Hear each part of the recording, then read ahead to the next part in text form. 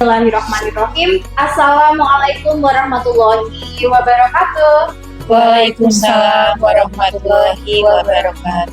Alhamdulillahirabbil alamin.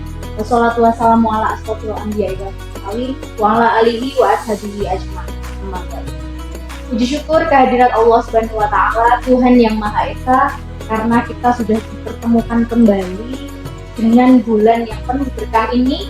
Bulan suci Ramadan yang tentunya sangat ditunggu-tunggu oleh seluruh umat Islam di seluruh penjuru.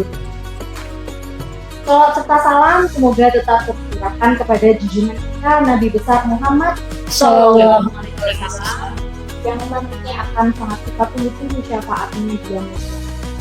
Nah, pada bulan Ramadan ini tentunya banyak sekali budaya maupun fenomena yang identik dan tentunya hanya muncul pada saat bulan Ramadan. Contohnya pada saat kita menyambut waktu untuk berbuka puasa ataupun setelah kita melaksanakan sahur, pasti banyak kegiatan-kegiatan yang kita laksanakan di situ. Selain itu, pada saat Idul Fitri pun kita juga ada saling bersilaturahmi antar keluarga maupun saudara masing-masing. Tidak hanya itu, pasti juga banyak bermunculan takjil-takjil maupun hidangan yang tentunya hanya dihidangkan maupun dijual pada saat bulan Ramadan. Kali ini bersama saya Ariska Novitasari ditemani dua narasumber hebat kita yang akan mengulas mengenai budaya dan fenomena Ramadan antar daerah, terutama dimulai dari budaya yang ada di daerah Boyolali, kemudian ada dari Klaten dan luar kota, yakni Kota Lampung. Dan tentunya nanti banyak sekali keragaman bulan Ramadan di sana. Dan otomatis nanti insya Allah podcastnya akan menambah wawasan kita semuanya mengenai bulan Ramadan antar daerah. Nah, langsung saja saya perkenalkan narasumber pertama kita, yakni Ibu Susiyanti. Beliau adalah guru hebat yang mengampu mapel sejarah Indonesia. Beliau asli dari Klaten dan beliau ini sudah berapa tahun Bu di SMK Negeri Satu Sambi? 7 tahun Mbak Rizka. Sudah bergabung di SMK Negeri Satu Sambi. Selamat sore Bu Yanti. Sore Mbak Rizka. Tambah cantik aja Mbak Rizka.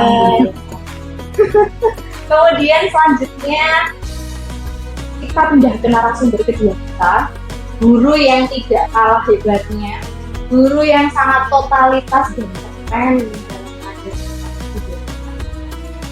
Perkenalkan Ibu Yanti Itmasari SPD. Salam kenal untuk semuanya. Kita selamat sore. Selamat sore. Nah, kemudian Ibu Yanti ini beliau berasal dari Lampung dan sudah bergabung di SMK Satu Sambi selama kurang lebih berapa tahun? Dari 2014 ya Mbak ya, berarti ini sudah masuk ke tahun ke-10 menuju 11 tahun. Prestasi yang sangat hebat ya, karena bergabung mulai dari sebelum sekolah ini menjadi SMK itu. Ya, pertama kali SMK, jadi 2014 pertama kali. Begini Bu, kita mau bahas dulu mengenai ada nggak sih tradisi-tradisi yang ada di daerah Klaten maupun di daerah Lampung yang khususnya dilakukan sebelum Ramadan. Contohnya nih kayak di Boyolali itu ternyata sebelum Ramadan itu ada tradisi yang nyadran. Nyadran ini merupakan tradisi sebenarnya bersih makam ya Bu ya. Kayak kegiatan bersih makam, kemudian dilanjutkan dengan tahlilan di situ. Kemudian nanti menyantap makanan yang dibawa dari rumah. Dan setelah itu nanti tradisinya itu, setelah prosesinya itu selesai, kita nanti ada dari masyarakat umum itu yang saling berkunjung ke rumah satu dan lain.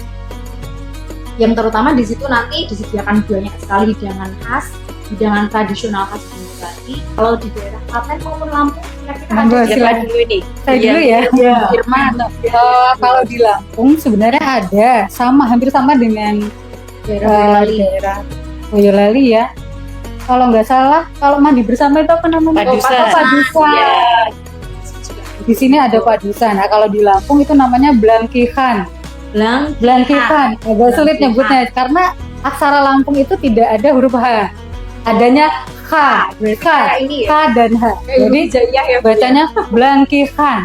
Blangkihan. Itu hampir sama dengan Padisan ya. Jadi itu merupakan filosofinya penyesucian diri. Kita membersihkan diri, mandi bersama masyarakat sambil berbaur. Bisa di kolam mungkin atau di sungai, atau memang kalau Lampung itu merupakan daerah pesisir ya. Jadi masyarakat Lampung itu banyak itu di pantai. Jadi asik ya Bu ya. Nah, setelah itu makan bersama Menarik sekali ya ternyata Iya. di daerah sana, apalagi padusannya di pantai. di pantai. Nah, kalau di sini kan kita jauh ya, jauh dari pantai. Sehingga ya mungkin hanya Di sumber mata air ya. itu kelebihan dari Kabupaten Boyolali yang sangat banyak sekali sumber mata air ya. Alhamdulillah. Insya Allah. Bagaimana kalau di daerah Kalau di Klaten sebenarnya hampir sama dengan di Boyolali Mbak. Cuma di Klaten itu ada semacam upacara Mbak. Jadi kayak ada kirap gitu. Jadi sebelum budaya? iya kirap padusan itu ada kirap kendi. Jadi iya, jadi kendi itu nanti diisi dari beberapa mata air. Ini terus dikirap. dikirap mengelilingi Diikuti oleh penduduk di Masyarakat, sekitar ya. itu. Jadi kita kan biasanya dicokro Mbak, di Umbul Iya. Omat situ. Nah, itu di situ ada beberapa kendi yang isinya itu ambil dari mata air yang ada di sekitar situ. Kemudian diiringi penduduk dibawa ke Dikirap. Umbul Cokro itu. Nah, tadi kan kita sudah membahas tradisi sebelum menyambut bulan Ramadan. Nah, sekarang kita bahas nih, pas waktu bulan Ramadannya langsung. Kira-kira kalau di daerah Klaten sama di Lampung, itu ada tidak sih Ramadan culture-nya? Misal kalau di kita itu, kita kenal istilahnya itu ngabuburit ya Bu ya? Iya. Dan itu kalau di Boyolali banyak sekali spot-spot baru yang digunakan oleh banyak sekali masyarakat sekitar untuk menunggu waktu berbuka puasa sambil beli jajanan-jajanan atau makanan dan takjil khas Ramadan. Nah, kalau di Boyolali itu mungkin Yanti sama Bu Tikma tahu di alun-alun Pengging itu. Oh iya. Di alun-alun Pengging itu karena itu merupakan alun-alun yang baru saja selesai dibangun. Di situ banyak sekali dijajakan makanan dan hidangan khas Boyolali tentunya yang sangat unik. Selain itu ada juga di Jalan Merbabu. Itu banyak sekali masyarakat yang berkumpul di sana untuk menyambut waktu berbuka puasa.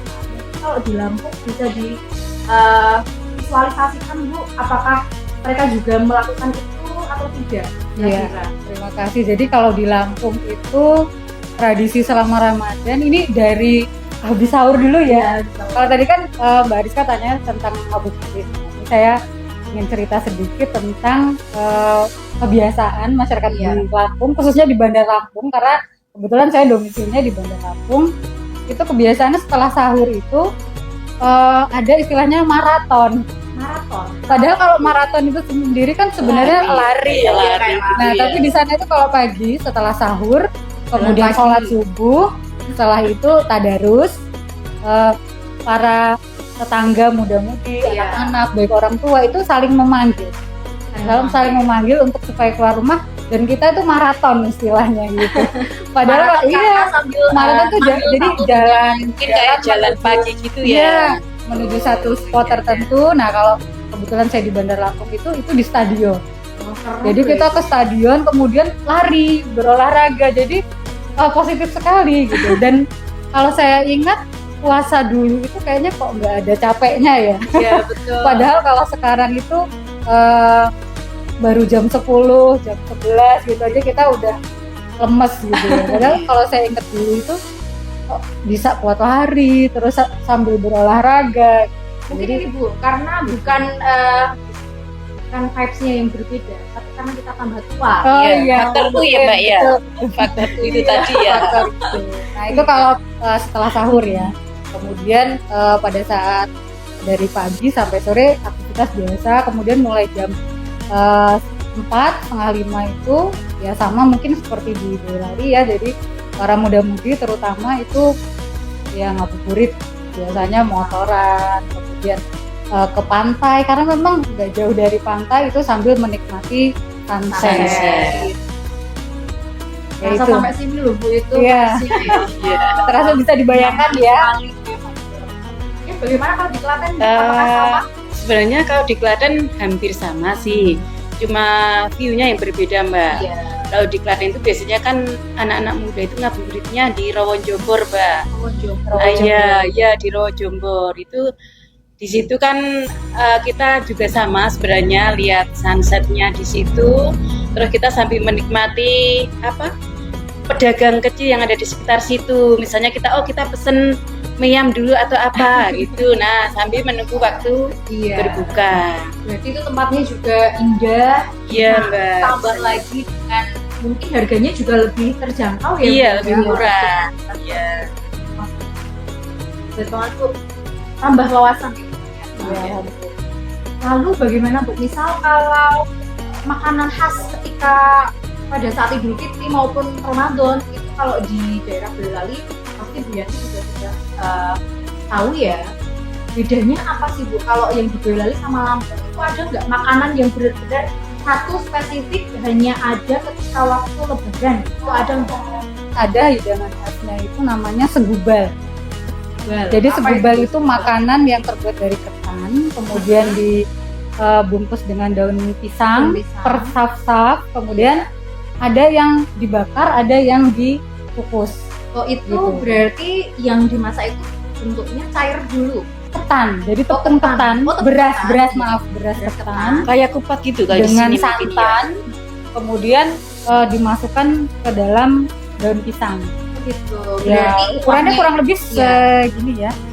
Kemudian nanti cara makannya dengan tape ketan. itu Gitu. ketan, Jadi versus di ketan mix juga. dengan ya, jadi di sana tuh ketan-ketanan itu sangat itu berarti apa kayak lukis itu ya? Kayak cara bikin lukis dulu, iya, baru hampir nanti mirip. makannya sama tape ketan. Iya, tapi kalau lukis kan satuan ya. Hmm. Kalau itu dalam satu gulung itu ada beberapa sub. Berarti nanti Iya, dipotong-potong ada gitu. segmen-segmen ya. Itu nanti masing-masing bulatan itu dilapisi oleh satu helai daun pisang. Jadi tinggal nanti dan itu memang hanya ada di bulan Ramadan sampai Lebaran. Kelihatannya enak banget Bu. Kalau ada kuahnya nggak Bu itu? Oh nggak ada. Jadi hanya dimakan dengan tape ketan. Tape ketan. Oke. Kalau kue ada nggak Bu? Oh kue khusus itu di Lampung ya, Mm-mm. itu ada kue lapis legit. Mungkin di sini ada juga tapi beda Tapi ya. beda Itu pasti beda originalnya. Jadi itu yang dibuat selama 8 jam atau orang lebih mengenalnya itu kue 8 jam. Kue 8 Karena memang itu prosesnya menggunakan bahan tepung, telur, gula, dan itu harus selapis demi Dikukus. selapis. Berarti dikukus ya Bu ya? Bukan dikukus tapi dipanggang. Dan Dipanggang. kalau dulu kan pemanggangnya masih konvensional ya, jadi pakai kayu bakar. pakai api bawah dan api atas gitu. Berarti Jadi boxnya bener-bener yang iya. gede itu ya. menggunakan arang. Jadi arang. Jadi bukan api kompor ya, tapi Bukan oven menggunakan berarti kayak bukan pakainya oven. arang. Iya, itu yang tradisional seperti itu. Sehingga aroma arangnya pun juga tercium. iya, di situ. sehingga memang lezat sekali. Sama Tapi itu kue. karena terbuat satu layang itu paling tidak minimal 30 telur. Oh, harganya Iya. pasti mahal kok Bu itu. Harganya ya alhamdulillah sangat mahal. Berapa Bu? Di atas 200.000 itu 200.000. satu layang kurang lebih 20 kali 20 cm. Berarti Wow. worth it ya sama usaha. Dan makannya pun nggak bisa banyak-banyak ya karena potongannya kecil-kecil. Selain karena memang dia manis sekali dan enak kalau terlalu banyak juga kan kolesterolnya juga berbahaya khususnya untuk yang seperti saya dan Bu Yati yang sudah tidak menjalani. Kalau di Klaten Bu gimana? Kalau Klaten kan sebenarnya ini nggak beda jauh Mbak dengan Boyolali. Jadi Tetangganya, Bu, itu ya. tanggaan. Itu paling kalau Lebaran ya opor sama kupat itu mesti ada itu. Terus kalau di Klaten itu kenal sama apem loh Bu. ya itu Iya. kalau apem itu bukan pas Lebaran Mbak biasanya. Berarti sepanjang tahun ada. Iya, kayak itu acara sendiri Mbak biasanya itu kan Yakawiyu. Jadi Ya kami. saparan itu. Oh sapa. Iya, kalau apem itu pas musim Yakawiyu itu setiap rumah biasanya buah. Ternyata dari hasil bincang-bincang kita tadi banyak sekali kita belajar bahasa-bahasa baru maupun istilah-istilah yang berkaitan dengan budaya maupun fenomena Ramadan dari antar mereka. Betul sekali. Jadi ya, tagline yang kita buat kali ini kan panen pahala. Ternyata dari tagline itu dari pihak sekolah pun juga mengharapkan dan membuat beberapa rangkaian kegiatan yang nantinya itu diharapkan agar seluruh siswa dan seluruh sivitas dari SMK Negeri 1 Sambi itu diharapkan dapat memanen pahala secara maksimal. Terbukti mulai dari kegiatan apa saja Bu yang kita sudah laksanakan beberapa hari Kemarin ini. itu tadarus ya Mbak ya. Iya, ada tadarus Al-Quran, Ada sholat duha, sholat duha bersama, kemudian pengajian, dan pengajian nuzul Al-Quran, dan satu lagi pembagian zakat zakat. fitrah bagi siswa dan masyarakat sekitar SMK. Oh, ada satu lagi Mbak ketinggalan, bagi-bagi takjil. Oh, Ya, itu nggak ketinggalan ini. Keren kan? Jadi terima kasih bagi seluruh stakeholder dari SMK 1 Sambi yang sudah mendukung banyak sekali program-program kita yang otomatis diharapkannya berdampak positif ya, tidak hanya bagi anak-anak tapi juga bagi guru dan siswa. Baiklah, demikian podcast kita kali ini. Semoga dengan adanya podcast Ramadan with Katusa ini kita dapat berhasanah, terutama dalam mengenal budaya maupun fenomena bulan Ramadan antar daerah. Akhirnya saya Ariska Novitasari selaku pembawa acara pada podcast Ramadan with Katusa kali ini mohon undur diri. Kemudian Saya Yanti Irmasari, dan Saya Sri Suyanti. ucapkan Ramadan with Katusa, saatnya panen pahala. Terima kasih. Wassalamualaikum warahmatullahi wabarakatuh. Sampai Waalaikumsalam jumpa pada kesempatan selanjutnya.